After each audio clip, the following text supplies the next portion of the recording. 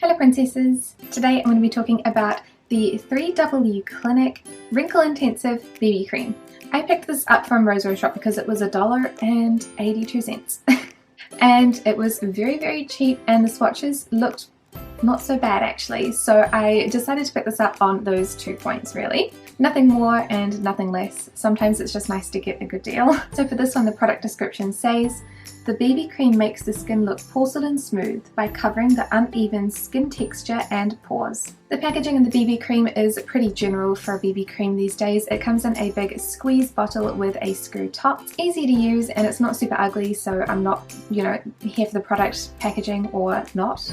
There is only one colour and it is fairly light and fairly warm toned, so it suits me quite well.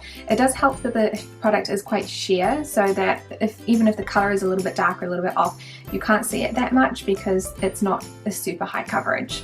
Okay, so here are the 19 foundation and cushion swatches I have for you today. I apologize, some of these ones are a little bit small because I didn't leave enough room. So of course we have NARS Sheer Glow in Siberia, which is my favourite colour and best fit. Then we have the Etude House Double Lasting Serum Foundation in the shade Y03 Ivory. And then a new one, which is the NYX Can't Stop Won't Stop Foundation in the shade Pale. Then we have the Espoir Pro Tailor Foundation Be Glow in the shade Vanilla. A Holika Hardcover Glow Foundation in the shade Ivory. The Anna Sui Liquid Foundation in the shade 100 Alabaster. This one is the EX1 Invisiwear Foundation in the lighter shade, which is I think number 1. This is another new one, that is the 3W Clinic BB Cream Wrinkle Intensive. I think this one is in the lighter shade, if there are any shades. This is the Bobbi Brown Intensive Skin Serum Foundation in the shade 00 Alabaster. The Apu Triple Wear Foundation in the shade 1 Frozen. The Misha Radiance Foundation in the lighter shade, which I believe is called Ivory. This is the Apu BB Maker in the shade 211 Light Beige. The Clio Kill Cover Foundation, this is the Earwear Powder in shade number 2. This is the Peri Pera Ink Drop BB in the shade number 1, which I think is Ivory. The sad one is the Farmstay Full Moist Foundation in the lighter shade, which is number 13. Then we move on to the cushions, which are a little bit hard to see because I can't put quite as much product on. This is the Apu foundation. This one has the foxes on the front. I can't remember what they're called. And then that one has the corgis on the front. So there are the 2 shades there from Apu. Then we have the Lily by Red Esteban Loves You cushion foundation in the lighter shade. And then the Re-Ray Starlucent cushion foundation also in the lighter shade. So I'm going to start out by putting a little bit of the BB cream on the back of my hand. And then I'm going to apply it to my skin using a cushion puff. This one has like a floral and sunscreen sort of smell, which is kind of nice to be honest. Like, I don't mind it whatsoever, but it is very noticeable. I wouldn't say that it's overpowering though. And it's very easy to apply. However, I do feel like I need to use quite a lot of it, which might explain why it is so cheap. So this is what one half of my face looks like with the BB cream on and then without. Feeling that the exposure is too high to see much, so that looks a little bit better. So with the BB cream and then without.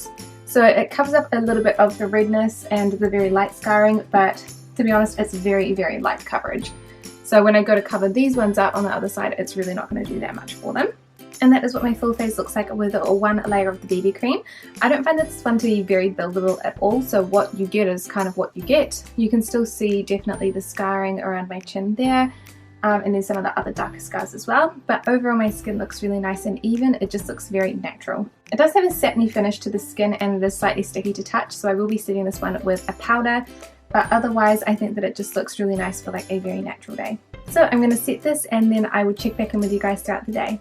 So this BB cream has been on for 5 hours now, no, 6 hours, and it's not looking too bad. It's not too oily, it is a little bit shiny on the nose tip, but otherwise it's holding up pretty well so far.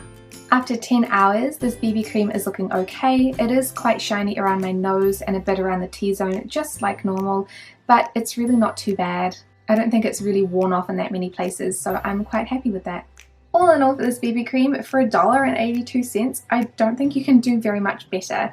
I found that the packaging itself is boring but fine. It's very functional, very easy to use, travel friendly because it's squishy.